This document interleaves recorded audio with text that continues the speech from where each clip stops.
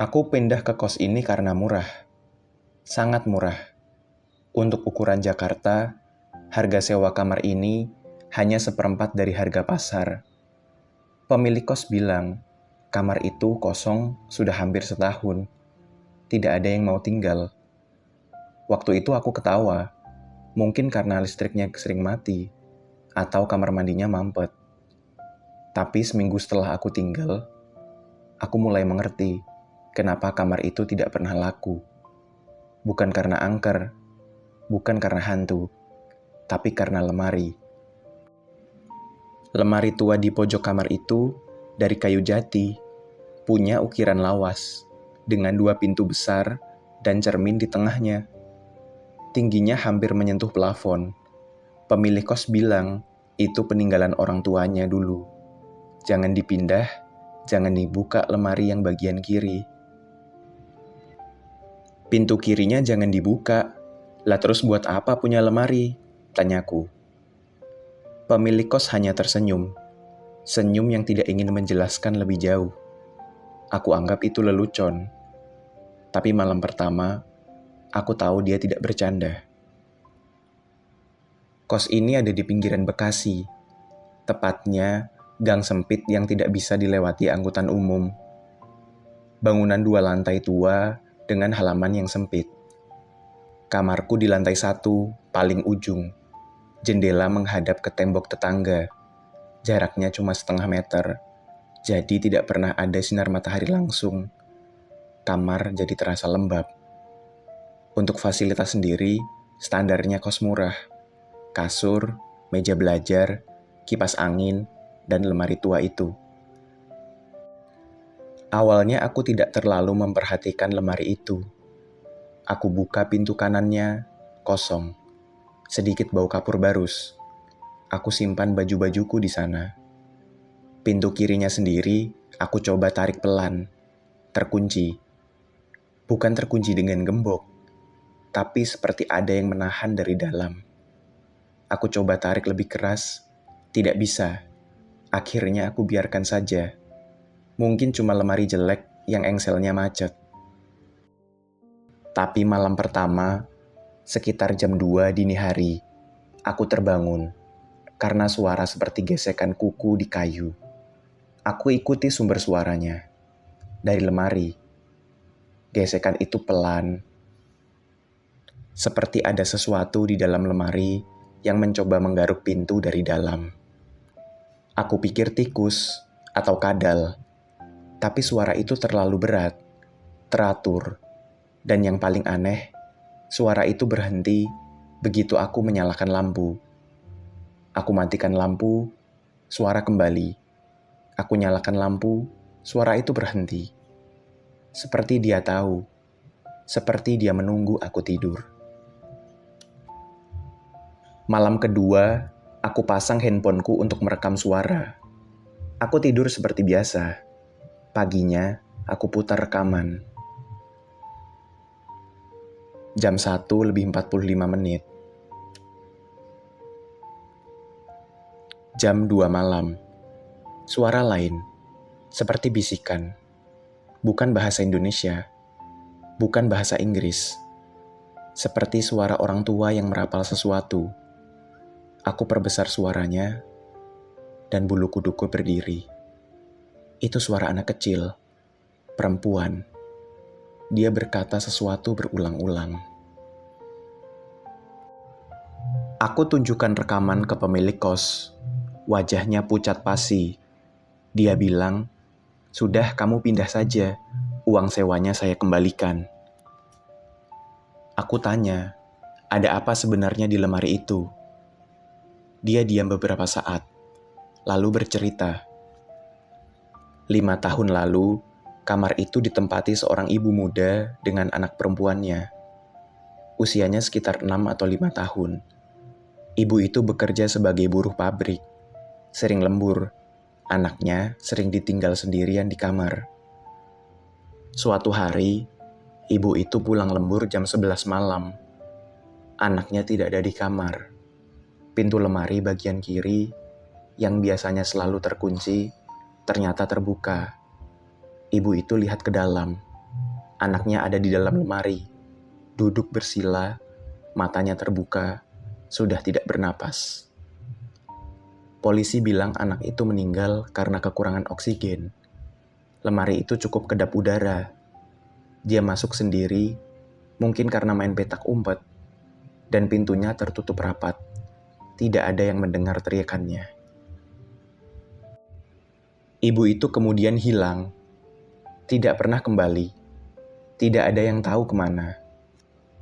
Pemilik kos membersihkan lemari itu, menutup rapat pintu kiri, tidak pernah dibuka lagi. Tapi setiap malam, sekitar jam 2 dini hari, penghuni kamar selalu mendengar suara gesekan kuku dari dalam lemari. Aku bilang ke pemilik kos, kenapa lemari itu tidak dibuang saja? Jawabannya membuatku merinding. Dia bilang, kami sudah coba 3 kali. 3 kali juga tukang angkutnya kecelakaan di jalan. 1 orang tangannya patah, 1 orang koma, dan 1 orang hilang. Sejak itu, tidak ada yang berani menyentuh lemari itu. Malam ketiga aku tidak tidur.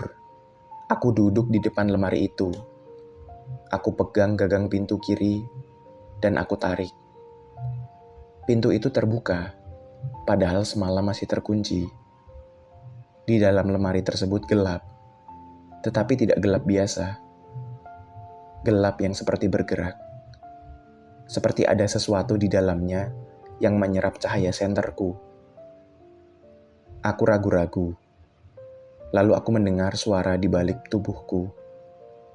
Bukan dari lemari, tapi dari pintu kamarku. Suara anak kecil di belakangku. Aku berbalik. Tidak ada siapa-siapa. Pintu kamar terkunci rapat. Tapi di cermin lemari itu, di cermin tengah, aku melihat bayangan. Seorang anak perempuan dengan baju putih lusuh, rambut panjang menutupi wajah. Dia berdiri di sampingku, tepat di sebelah kiriku. Padahal di dunia nyata, tidak ada siapa-siapa di sana.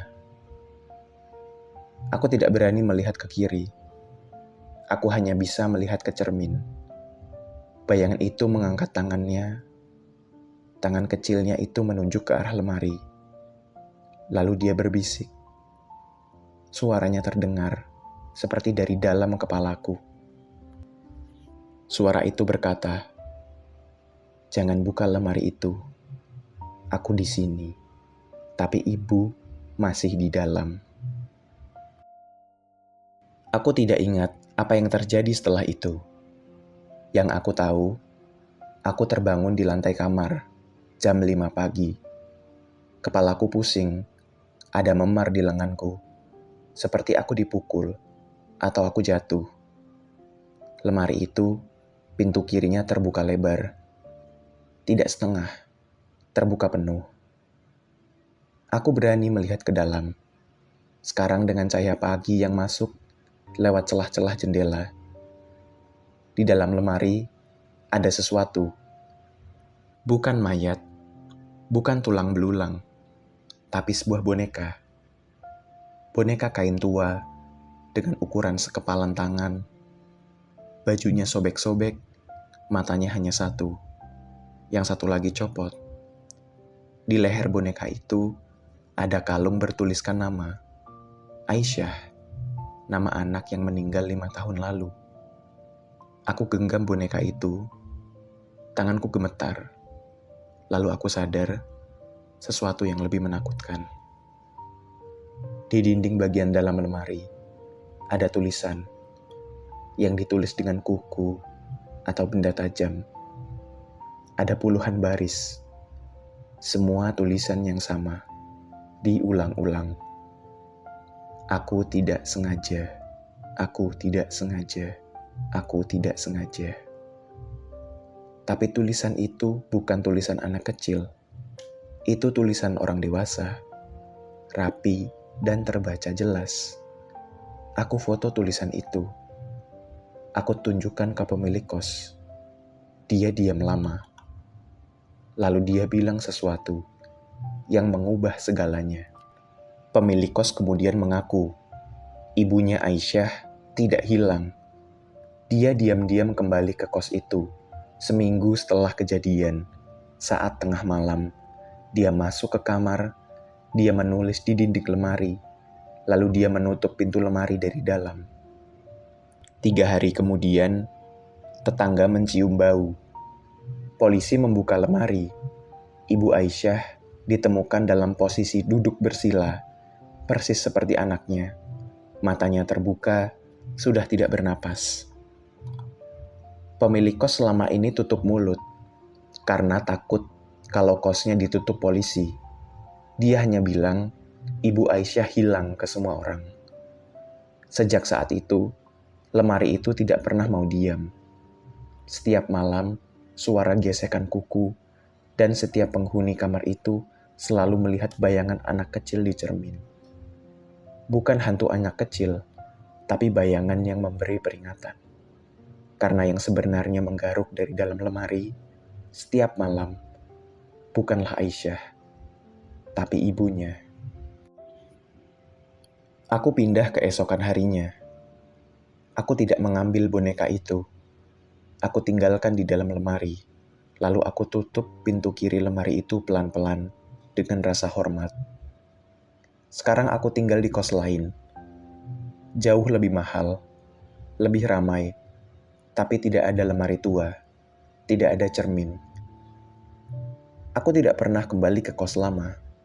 Aku tidak pernah mencari tahu kabar lemari itu. Tapi seminggu yang lalu, aku dapat pesan dari teman yang tinggal di sekitar kos itu. Kos itu sudah tutup. Pemiliknya meninggal. Jatuh dari tangga katanya. Tapi sebelum meninggal, dia sempat bilang, lemari itu sudah tidak ada yang berani buka. Tapi setiap malam, dari dalam lemari, terdengar suara 2 orang sekarang. Suara bisik-bisik. Ada satu hal yang aku pelajari dari pengalaman ini. Kita takut pada hantu karena kita pikir mereka akan datang untuk menakuti. Padahal kadang mereka datang untuk memperingatkan. Aisyah muncul di cermin bukan untuk mengganggu. Dia muncul karena dia tahu ibunya masih terjebak di dalam lemari itu. Dan dia tidak mau aku atau siapapun mengalami nasib yang sama. Tapi yang lebih menakutkan dari hantu adalah rasa bersalah. Seorang ibu yang tidak sengaja mengunci anaknya di dalam lemari. Lalu dia tidak bisa hidup dengan rasa bersalah itu. Akhirnya, dia memilih cara yang sama. Duduk bersila, mata terbuka, menunggu.